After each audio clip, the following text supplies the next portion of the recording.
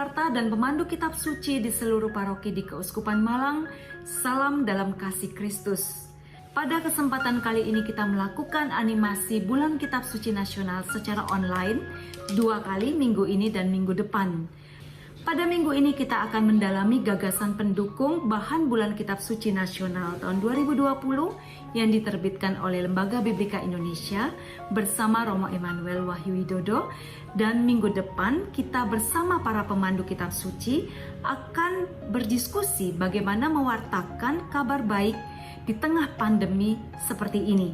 Dan kita juga akan melihat animasi untuk kelompok remaja dan kelompok anak-anak, di mana kita berusaha untuk menyajikan suatu pewartaan yang tetap menarik dan efisien serta efektif dari tempat masing-masing. Di tengah situasi pandemi seperti ini, begitu banyak masalah yang kita hadapi, mulai dari masalah keluarga, pekerjaan, keuangan, kesehatan. Masalah yang bertubi-tubi ini dapat saja menggerus iman kita. Oleh sebab itu kehadiran para pewarta, para pemandu kitab suci yang membawa kabar baik sangat dibutuhkan. Bahwa Yesus hidup, Yesus yang bangkit sungguh menyertai kita, dan Ia menolong kita, menemani kita untuk melewati masalah demi masalah, sehingga kita bisa keluar dari krisis yang sedang kita hadapi ini. Dari bahan Bulan Kitab Suci Nasional pada tahun ini kita bisa belajar dari bangsa Israel, bangsa pilihan Tuhan yang juga pernah mengalami krisis iman dan identitas di dalam pembuangan. Namun akhirnya mereka bisa keluar dari krisis tersebut dan tetap mempertahankan iman mereka. Demikian juga para rasul, mereka pernah mengalami krisis iman dan identitas ini ketika guru dan sahabat yang mereka kasihi, yaitu Yesus, ditangkap, disalib, dan wafat. Namun akhirnya lewat perjumpaan dengan Yesus yang bangkit, mereka menemukan iman dan identitas mereka kembali. Dan mereka menjadi pewarta-pewarta kabar sukacita kebangkitan Kristus dimanapun mereka berada. Dengan kuasa Roh Kudus. Dalam Matius 28 ayat 18-20, Yesus juga mengutus kita para murid untuk pergi, jadikan segala bangsa muridnya, dan membaptis serta mengajarkan apa yang Yesus ajarkan. Dan ketahuilah bahwa Yesus menyertai kita sampai akhir zaman. Dan kita tahu bahwa Roh Kuduslah pelaku utama evangelisasi, dan Dialah yang akan menolong kita di dalam pewartaan kita. Sehingga dalam menghadapi segala keterbatasan ini, kita tidak perlu gentar karena Roh Kudus menyertai. Sebagai pewarta dan pemandu kitab suci, kita pertama-tama juga adalah saksi kebangkitan Kristus. Kita juga telah mengalami kasih Kristus. Kita adalah saksi dari kebaikan Kristus yang menyelamatkan, yang mengasihi, yang menyertai, yang menyembuhkan kita. Begitu banyak pengalaman dalam hidup kita di mana kita dikasihi, kita diselamatkan, kita disembuhkan, kita ditolong oleh Yesus yang hidup. Dan ini adalah bekal kita sebagai para pewarta untuk menyaksikan kebaikan Kristus. Ketika kita mewartakan, kita juga sedang menjadi saksi kasih Kristus. Kita yang sudah dibaptis, kita juga dipanggil untuk menjadi saksi. Sebagai pewarta kasih Tuhan, kita perlu tetap setia kepada iman kita untuk membagikan pengharapan akan Yesus yang bangkit, Yesus yang menyertai setiap umatnya di dalam perjalanan yang sulit ini, di tengah krisis yang sedang kita alami bersama. Oleh sebab itu, marilah kita bersama-sama melanjutkan karya yang Tuhan percayakan kepada kita untuk mewartakan kabar baik. Karena begitu banyak orang di sekitar kita yang sedang sangat membutuhkan pertolongan dari Tuhan sendiri, sebagaimana dikatakan bahwa barang siapa berseru kepadanya akan diselamatkan. Namun bagaimana mereka berseru kepadanya kalau mereka tidak percaya? Dan bagaimana mereka mempercayainya kalau mereka tidak pernah mendengarkan tentang Dia? Dan bagaimana mereka mendengarkan tentang Dia kalau tidak ada yang memberitakannya? Dan bagaimana mereka memberitakannya jika mereka tidak diutus? Dan kita semua yang sudah dibaptis, kita diutus menjadi saksi Kristus. Para pewarta, para pemandu kitab suci, kita juga menerima perutusan dari Kristus lewat pastor paroki, lewat paroki kita masing-masing, lewat umat yang percaya untuk mendengarkan pewartaan yang kita sampaikan. Suatu anugerah untuk menerima kepercayaan seperti ini, untuk mewartakan kabar gembira di tengah umatnya. Lewat perutusan ini, kita sedang juga ikut serta menjadi rekan sekerja Allah untuk membangun kerajaannya di tengah dunia. Selamat melayani, selamat mewartakan kabar baik di tengah krisis iman dan identitas di lingkungan kita masing-masing dengan cara yang sekreatif mungkin untuk bisa mewartakan dengan efisien dan efektif. Selamat melayani. Saudara-saudari, selamat berjumpa dengan Komisi Kerasulan Kitab Suci Keuskupan Malang yang dibantu oleh Komisi Komunikasi Sosial akan menyampaikan kerangka dasar perayaan Bulan Kitab Suci Nasional tahun 2020. Tema tahun ini adalah mewartakan kabar gembira dalam krisis iman dan identitas.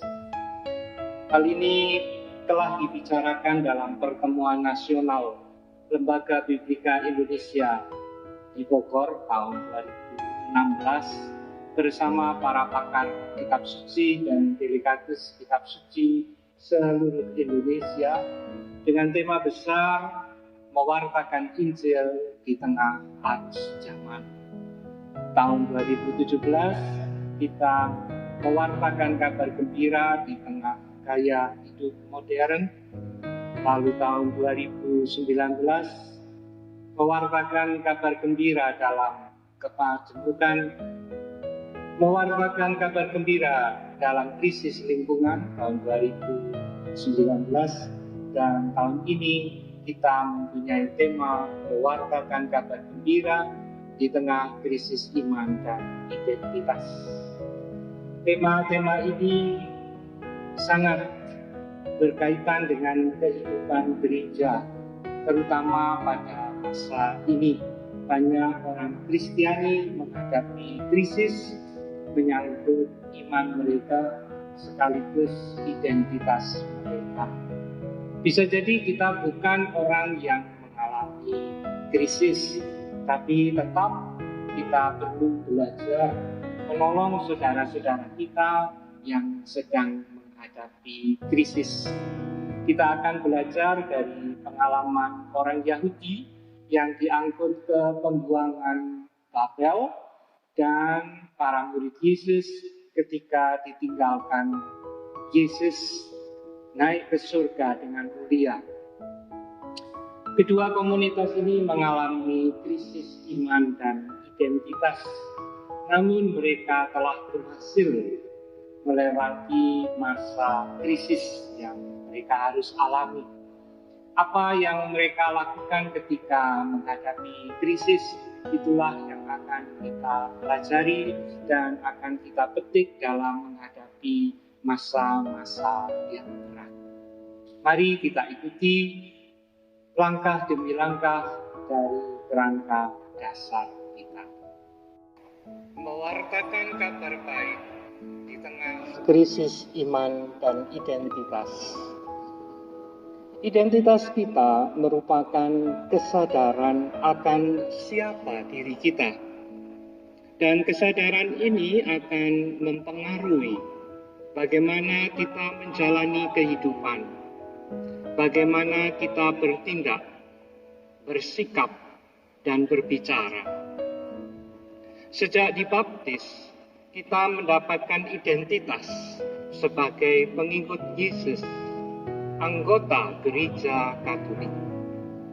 Kita mengikuti Yesus dalam gereja Katolik, dan dalam perjalanan kesadaran sebagai pengikut Kristus dan sebagai anggota gereja Katolik ini mengalami perkembangan.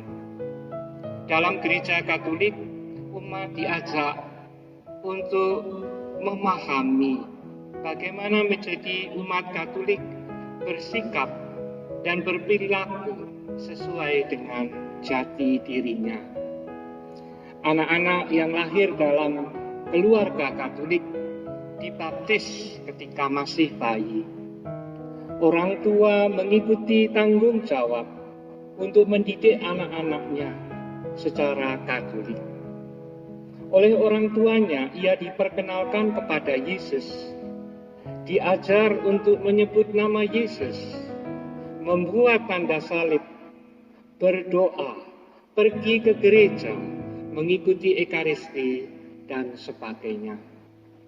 Anak-anak pun dilatih untuk mengasihi, menolong, memberi, dan sebagainya. Selanjutnya, anak-anak mengikuti pelajaran untuk persiapan menerima komuni pertama.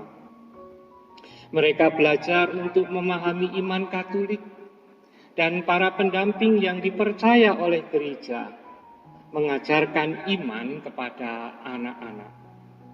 Mereka belajar mengenai Tuhan Yesus yang mereka ikuti dalam gereja Katolik, dan bagaimana ia hadir dalam perayaan Ekaristi. Kesadaran diri sebagai orang Katolik pun berkembang, dan seiring dengan perkembangan itu, perilaku anak pun berkembang. Ia menjadi lebih rajin dalam berdoa, membaca kitab suci, dan dalam mengikuti Ekaristi. Pada tahap berikutnya, orang Katolik dipersiapkan untuk menerima sakramen penguatan. Sakramen ini menandai seorang Katolik telah menjadi dewasa dalam iman dan siap menjadi saksi Kristus. Dalam persiapan ini, mereka belajar sungguh-sungguh tentang isi iman Katolik yang berpusat pada kabar baik yang dibawa oleh Tuhan Yesus, dan bagaimana menjadi saksi Kristus di dunia. Mereka juga dibantu untuk menyadari kehadiran Roh Kudus yang menyertai setiap orang beriman, sehingga hidup menurut kehendak Allah dan memberi kesaksian sesuai dengan iman Katolik. Tapi dalam perjalanan hidup, tidak semua orang Katolik dapat melalui proses ini dengan mudah. Banyak yang harus menghadapi krisis identitas sebagai orang Katolik. Ada yang sudah dibaptis dan mengaku diri Katolik, tetapi tidak memahami iman Katolik. Akibatnya, ada yang tidak mengetahui bagaimana hidup sebagai orang Katolik, dan tidak berani mengaku sebagai orang Katolik di hadapan orang banyak. Ada lagi yang tidak percaya akan Yesus karena walaupun sudah menerima baptisan, mereka lebih percaya akan hal-hal yang lain. Mungkin karena kehidupan yang semata-mata hanya dipenuhi oleh kesenangan ragawi, tidak memikirkan lagi makna dan tujuan hidup Katolik.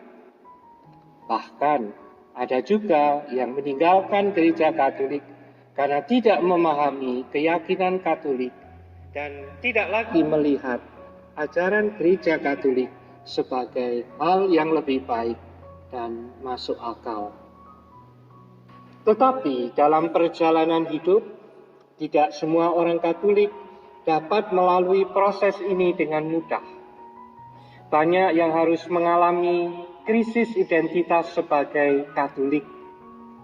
Apa yang harus dilakukan berhadapan dengan krisis identitas ini? Kita tidak akan banyak memilih perikop atau ayat untuk senjata mengatasinya. Kita hanya akan belajar dari dua komunitas, dari Perjanjian Lama dan dari Perjanjian Baru. Pertama, dari Perjanjian Lama, kita belajar dari komunitas orang-orang Yahudi yang diangkut ke pembuangan di Babel. Dan selanjutnya kita akan belajar dari para rasul yang mengikuti Yesus Sang Mesias, tetapi kemudian ditinggal oleh Yesus naik ke surga. Krisis iman dan identitas umat Israel di Babel. Pada zaman Perjanjian Lama, umat Allah pernah mengalami krisis besar yang menyangkut iman mereka akan Yahweh dan identitas mereka sebagai umat pilihan. Krisis ini terjadi ketika kerajaan mereka dikalahkan oleh kerajaan lain dan negeri mereka dihancurkan. Iman mereka goyah, identitas mereka nyaris punah. Tapi nyatanya, mereka dapat mempertahankan iman mereka dan dapat menjaga identitas mereka. Mereka dapat belajar bagaimana menghadapi krisis, dan kita pun juga dapat belajar dari mereka bagaimana mereka mengatasi krisis iman dan identitas yang pernah mereka alami. Pertama-tama, setelah Salomo meninggal, kerajaan Israel terpecah menjadi dua.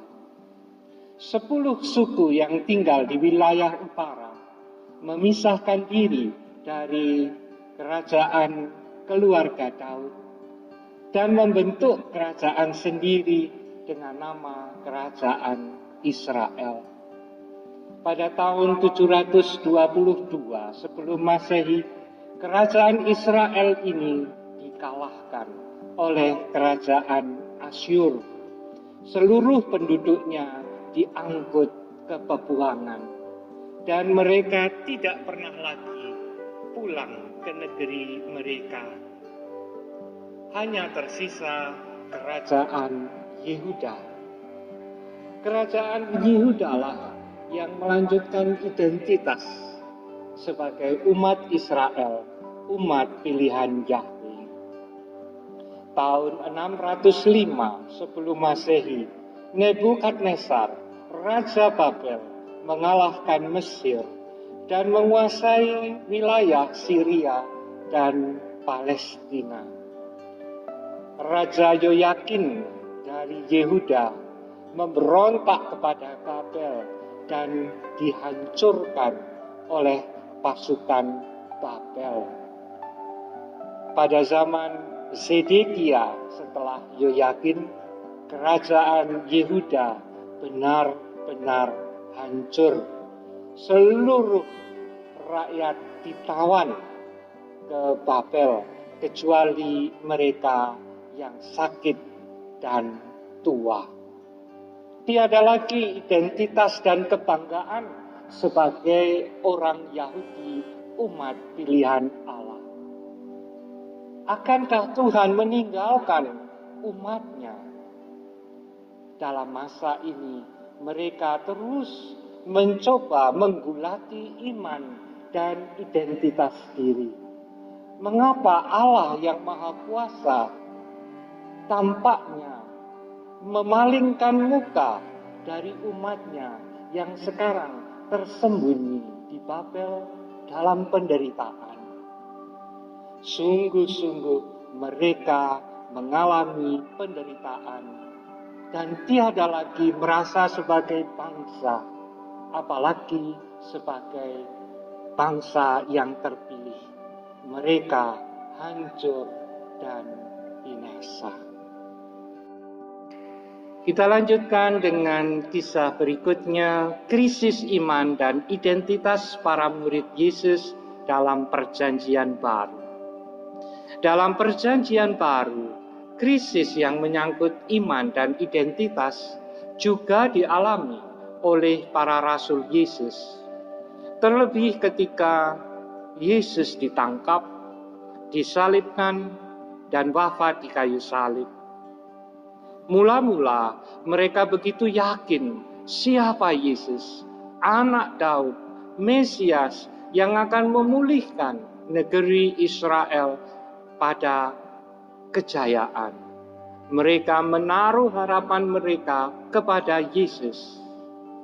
Tetapi ketika Yesus dengan rela menjalani derita, bahkan sampai wafat, keyakinan mereka akan Yesus menjadi hancur.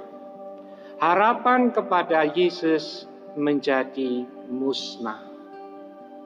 Barulah ketika Yesus bangkit dan memberikan pengharapan kepada mereka, mereka memperoleh kejelasan.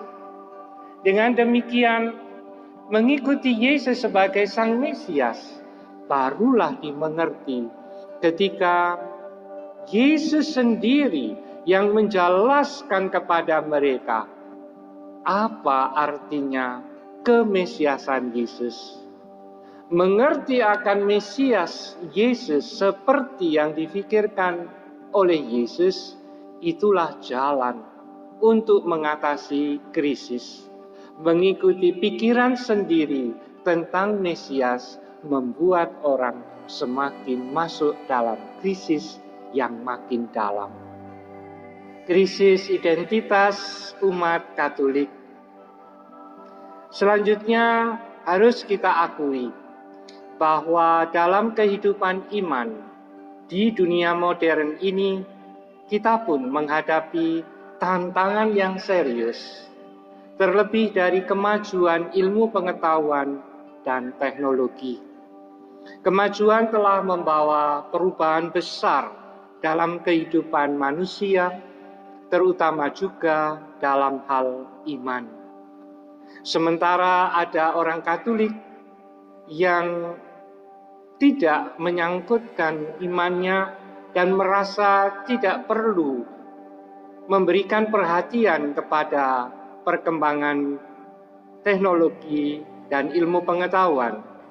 Namun kita akan tergilas dengan zaman yang telah berlari dengan cepat. Kita hanya akan dapat memahami apa yang terjadi pada krisis dan identitas umat Katolik kalau kita terlibat juga dalam pergolakan dunia modern. Banyak orang modern, juga orang Katolik, mengikuti begitu saja perkembangan teknologi tanpa sikap kritis terhadapnya, membiarkan dirinya dikuasai oleh kecenderungan ini. Orang hanya mengambil keputusan secara spontan karena menarik dan menyenangkan dan memberikan keuntungan. Tidak peduli bahwa terkadang keputusan-keputusan ikut arus zaman bisa mengakibatkan kerugian orang lain atau malah kerugian bagi dirinya sendiri. Penghayatan hidup yang dangkal dan spontan membuat orang mudah dikuasai oleh egoisme dan keangkuhan. Orang hanya akan menghargai orang lain kalau orang lain mempunyai kedudukan lebih tinggi, entah dalam hal ekonomi, entah dalam hal sosial, atau dalam hal keagamaan. Akibatnya, orang yang tidak punya kedudukan, orang lemah, orang miskin, orang yang sakit, seringkali tidak dihargai dan kurang mendapat perhatian. Ini harus menjadi pandangan untuk kita agar kita tetap memperhatikan mereka. Santo Paus Yohanes Paulus II pernah menasehati kita dalam ensiklik apostolik yang berjudul Christi Fideles Laici tahun 1988. Dipengaruhi oleh kemenangan-pengenangan yang mengesankan akan ilmu pengetahuan, orang terpukau oleh godaan yang mau menjadikan manusia seolah-olah Allah. Bandingkan kitab Kejadian bab 3 ayat 5. Ilmu pengetahuan meninabubukan orang pada kemerdekaan yang tak terbatas. Individu-individu lantas memutuskan akar-akar religius dalam hati mereka. Mereka melupakan Allah dan menjadikan Dia sebagai yang tanpa makna dalam kehidupan mereka. Inilah gereja dalam masa sekularisme dewasa ini menjadi berhala yang gawat. Kita perlu kembali mencari akar identitas dan iman kita. Juga kita jangan sampai menjadi bingung di tengah-tengah umat beragama yang beraneka ragam. Di Indonesia kita mengakui keberagaman hidup beragama. Lebih daripada itu, umat Katolik menjadi minoritas dan banyak memiliki kekurangan dan kelemahan juga. Maka disadari atau tidak disadari, banyak orang Katolik mengalami informasi tentang imannya justru dari agama lain, lalu menyimpan informasi itu dalam ingatannya tanpa disaring, sehingga iman Katolik sendiri menjadi kurang dipahami, goyah. Cukup banyak orang yang mengajukan pertanyaan sehubungan dengan penghayatan imannya. Dan banyak juga pertanyaan-pertanyaan itu yang tinggal sebagai pertanyaan dan tak menemukan jawaban.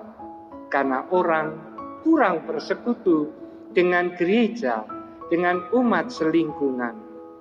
Kurangnya pemahaman mengenai ajaran Katolik ini membuat orang Katolik seringkali juga mengatakan bahwa semua agama yang sama.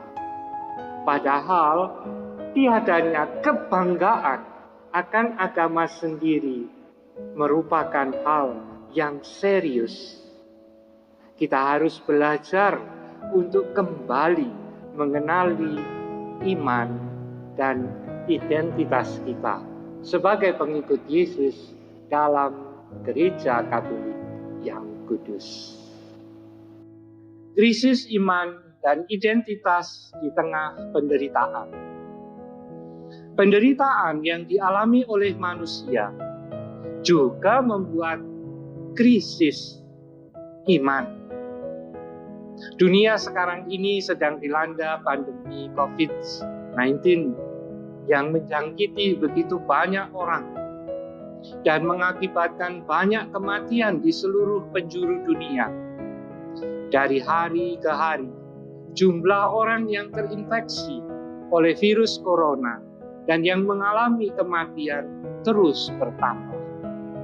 Tidak ada yang tahu kapan pandemi ini akan berakhir. Dan tidak ada yang tahu juga bagaimana mengatasinya. Mudahnya virus corona mendatangkan penyakit dan kematian, membuat orang mengalami ketakutan. Belajar dari kaum buangan. Sebelum zaman pembuangan di Babel, Bait Allah menjadi pusat keagamaan orang Israel.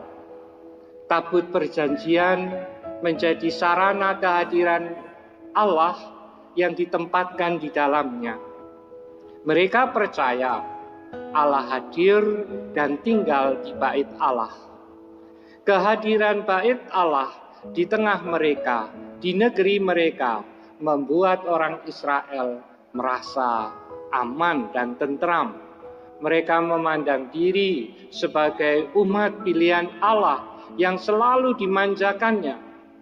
Mereka percaya Allah akan senantiasa melindungi mereka dari orang-orang yang memiliki niat jahat dan memberikan jaminan keamanan kepada mereka. Bahkan ketika mereka berdosa pun, mereka yakin Tuhan tidak akan menghukum mereka. Tuhan akan menyayangi mereka. apalagi banyak nabi-nabi palsu yang menina-bobokkan mereka. Kekalahan mereka oleh Asyur dan lebih-lebih oleh Babel membuat orang Israel mengalami krisis iman dan identitas. Mereka benar-benar sampai pada titik meragukan kemampuan Yahweh.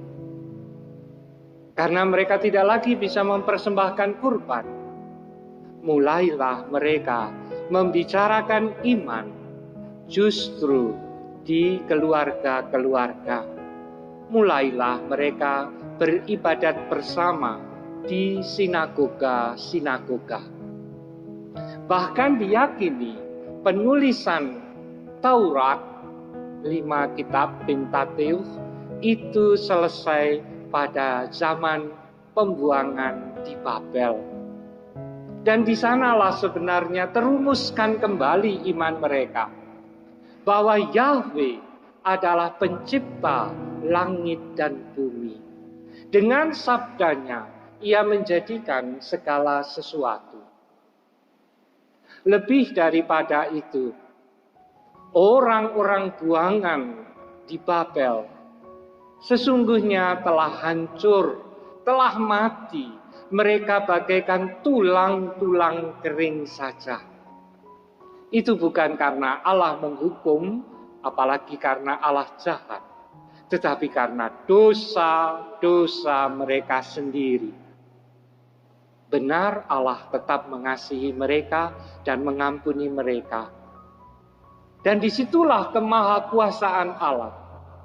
Allah membangkitkan kembali tulang-tulang yang kering itu. Allah melebihi dewa-dewi Babel yang hanya buatan manusia. Allah adalah pencipta langit dan bumi yang penuh kasih sayang. Dengan demikian mereka juga sekaligus menemukan identitas diri mereka, bahwa mereka adalah sungguh umat Allah, tapi Allah juga tidak sayang kepada mereka ketika mereka berdosa dan meninggalkan Allah. Mereka akan mengalami hukuman dan penderitaan. Kita pun harus belajar untuk senantiasa setia agar kita jauh dari penderitaan, agar kita senantiasa dipenuhi dengan sukacita dan semangat. Orang-orang Israel menemukan kembali cara hidup yang benar, identitas diri dan iman. Kelak mereka pulih kembali ke Yerusalem dan membangun Palestina. Kendati kita kenal dalam perjanjian baru, mereka tetap dalam penjajahan bangsa asing, yakni bangsa Roma. Tapi pengalaman pembuangan di Babel telah mengajarkan kebenaran akan Allah sebagai yang maha kuasa, maha kasih. Kebenaran akan identitas diri, mereka adalah orang terpilih, umat Allah. Dan bagaimana mereka harus mengikuti cara hidup yang benar. Belajar dari pengalaman para rasul. Mulanya para rasul begitu yakin bahwa Yesus adalah Mesias. Ia adalah keturunan Daud yang mendirikan kembali kerajaan Israel, lalu memerintah seluruh orang Israel.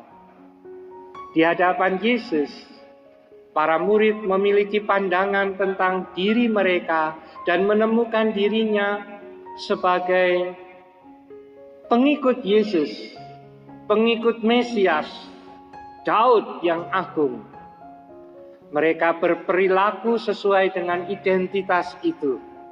Mereka mulai mengangkat diri, bahkan ingin duduk di sebelah kiri dan di sebelah kanan, kelak kalau Yesus nanti menjadi raja.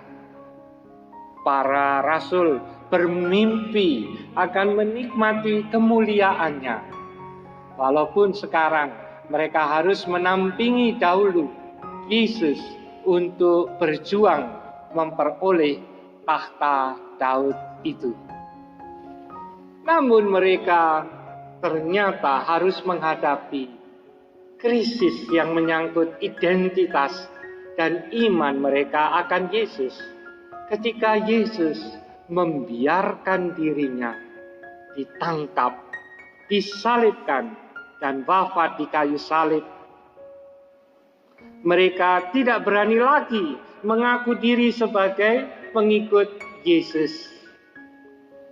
Simon Petrus pun menyangkal, "Aku tidak mengenal dia."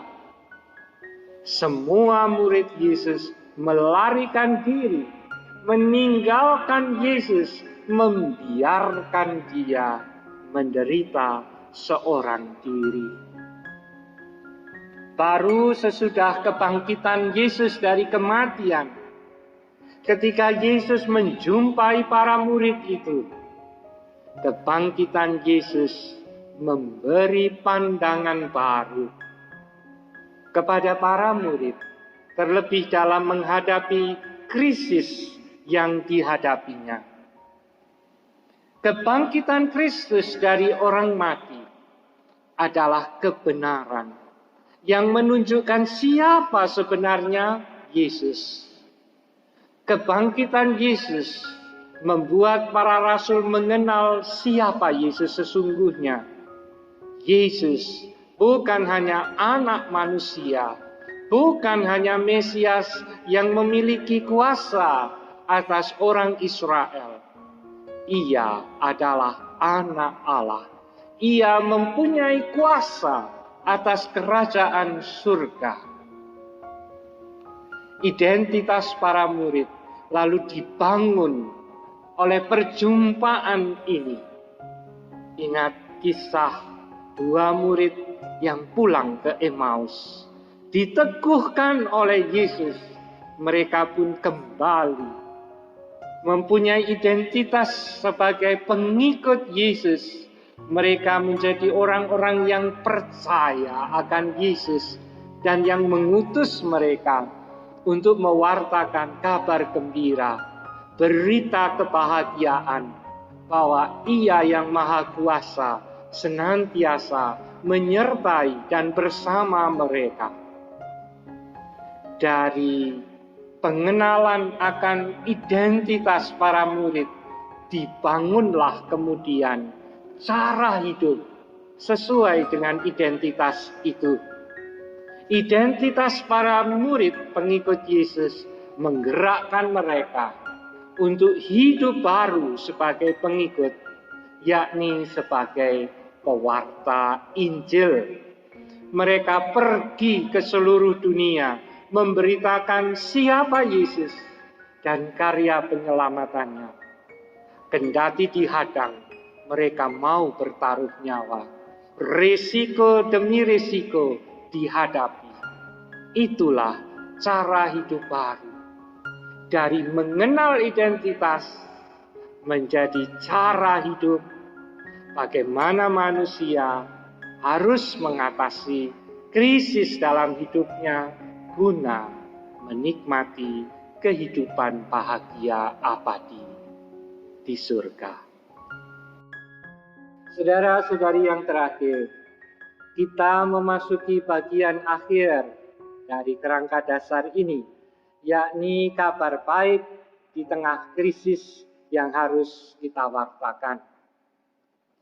Telah dikatakan bahwa banyak orang menghadapi krisis yang menyangkut iman mereka kepada Allah dan identitas mereka sebagai pengikut Yesus maupun sebagai anggota Gereja Katolik.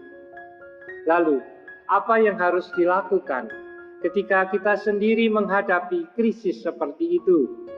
Atau ketika kita berhadapan dengan orang Katolik, saudara kita yang sedang mengalami krisis yang sama? Ada 3 hal yang telah disampaikan oleh kedua komunitas yang kita pelajari hari ini.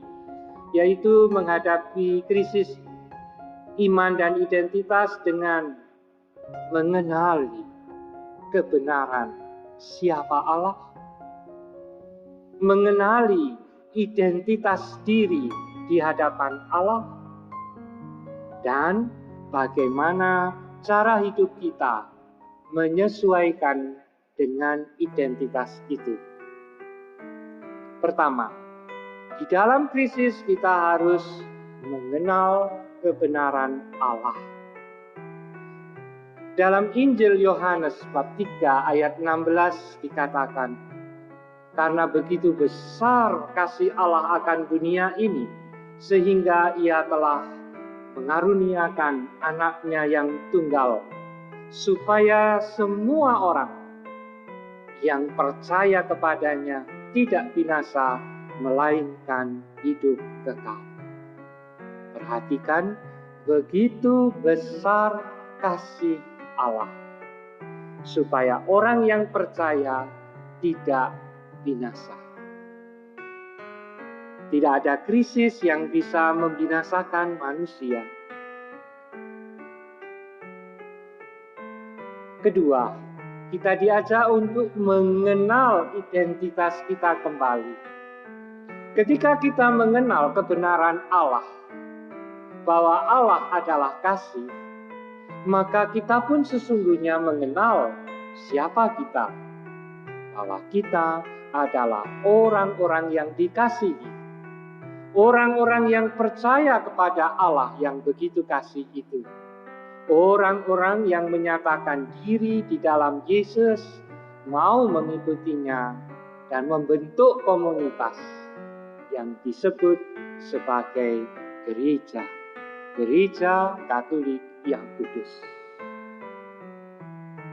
Berikutnya, sesudah kita mempunyai identitas sebagai warga gereja, identitas yang kita peroleh dari Allah ini hendaknya menggerakkan hidup kita dan kita jalani sesuai dengan identitas kita. Karena identitas kita itu kita peroleh dari pengenalan akan Allah, kesadaran akan Allah dan siapa kita di hadapan Allah. Selanjutnya yang menentukan kita adalah bagaimana kita membentuk cara hidup sesuai dengan identitas itu. Pertama, kita memang harus percaya akan kebenaran Allah yang kita percaya. Allah mengasihi kita dan sewajarnya kita mengasihinya. Tanggapan ini hanya mungkin diberikan oleh manusia kalau manusia mengerti bahwa Allah sedemikian rupa mengasihinya.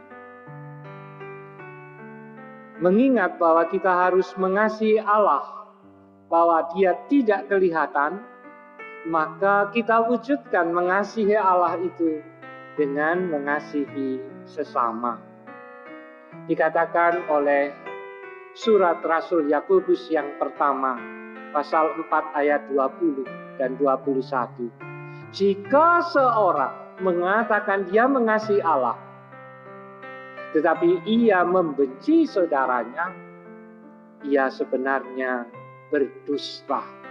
Karena tidak mungkin mencintai Allah yang tidak kelihatan tanpa mencintai sesamanya yang kelihatan. Siapa yang mengasihi Allah, ia harus juga mengasihi saudaranya. Ketiga hal mengenai kebenaran akan Allah, identitas diri kita, dan cara hidup kita, inilah sesungguhnya yang merupakan sukacita, kabar gembira yang harus diwartakan. Allah mengasihi manusia, itulah kabar baik untuk manusia sepanjang zaman. Manusia itu lemah dan mempunyai kecenderungan dosa, itu identitas kita. Tetapi selanjutnya Allah juga mengasihi dan menjanjikan kebahagiaan abadi bersama dengan Dia di dalam kediamannya yang abadi. Sukacita ini akan menggerakkan kita menjadi cara hidup yang harus dihidupi agar kita sungguh menghadirkan Allah dan menghadirkan kerajaannya di dunia ini. Demikianlah kerangka dasar dari Bulan Kitab Suci Nasional 2020. Kita akan dibimbing dalam pertemuan-pertemuan, dalam kelompok-kelompok, baik kelompok dewasa, remaja, anak-anak, dan semoga Anda semua dapat menikmati kitab suci yang adalah firman Allah sendiri, anugerah bagi kita. Selamat memasuki Bulan Kitab Suci Nasional 2020. Semoga Anda diberkati oleh firman Tuhan kita. Amin. Berkah